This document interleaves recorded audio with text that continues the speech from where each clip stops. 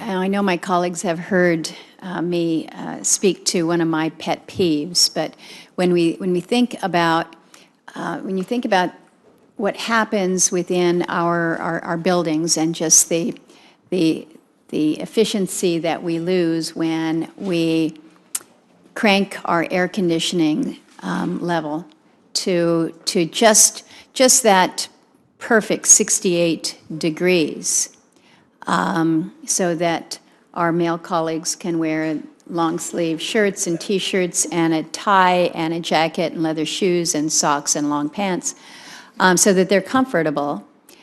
It costs us a lot more money, and we could save a lot more money if we changed the attire around here. And maybe it's because I come from Alaska, where it's like if it's cold out, we're wearing more clothes, and we wear them inside too. It's like it's the season now where everyone is wearing a light down jacket inside. And I'm not saying that I'm not making light of this, but I do think that we overly complicate some things because of the customs that we have adopted as to what's the professional attire here.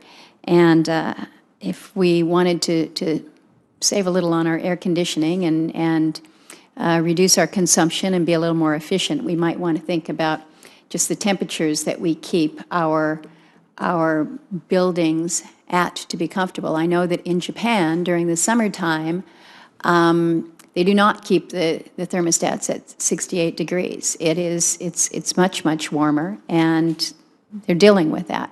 I'm not suggesting that that you could turn off all the air conditioning in Las Vegas when it's 100 degrees plus. I'm very cognizant of that, but I do think that we get very comfortable in what we are demanding rather than acknowledging that maybe we just need to accommodate ourselves just a little bit.